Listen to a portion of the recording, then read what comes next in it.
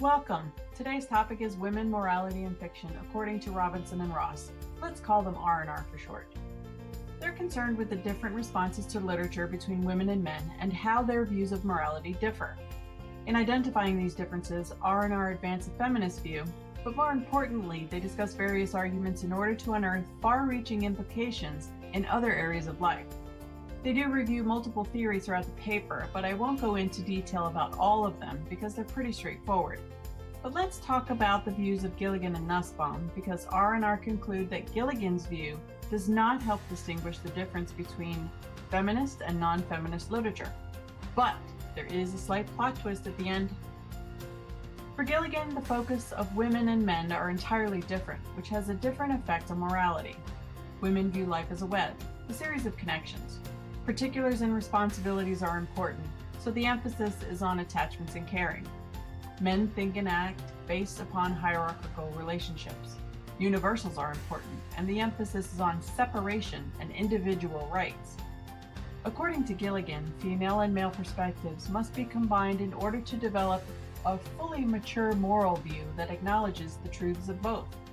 R&R claim we have bigger problems. Enlisting the help of Friedman and Kolodny, R&R's overarching point is to show that how society stereotypes tasks has a direct effect on readers' interests, concerns, and expertise. Nussbaum proclaims that certain works of literature are in fact works of moral philosophy, and reading Henry James's novel, The Golden Bowl, provides an excellent example of training in the right way of thinking about moral philosophy. Further, R&R interpret Nussbaum's claim as deliberation in literature are exercises in intuitive perception and improvisatory response, something that women do, and are not a matter of applying rigid rules of procedure to any given situation, like what men do.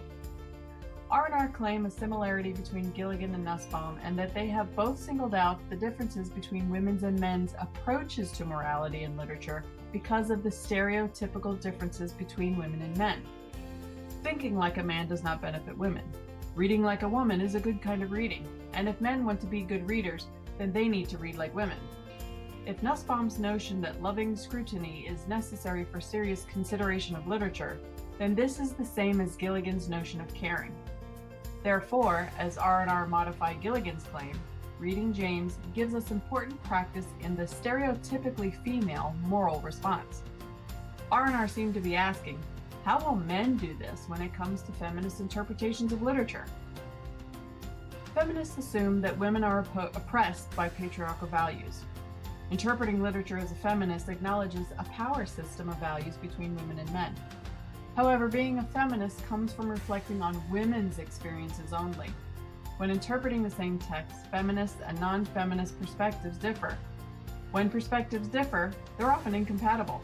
So, according to R&R, read literature as a woman to avoid incompatibility between feminist and non-feminist interpretations. Well, that's easier said than done. R&R claim that there are other, arguably bigger problems.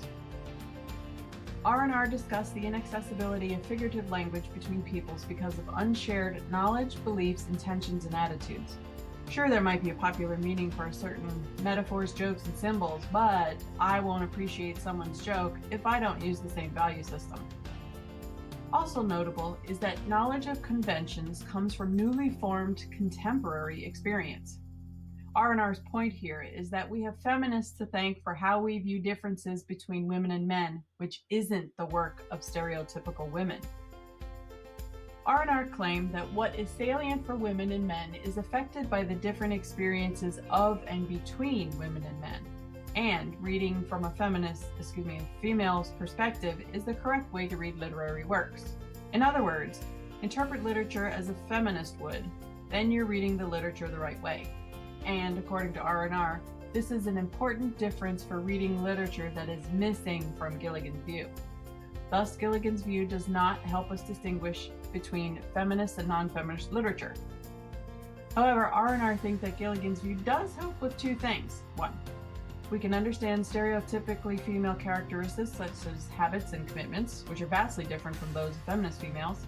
And two, reinforces the general point that different experiences result in different interpretations in literature and in life.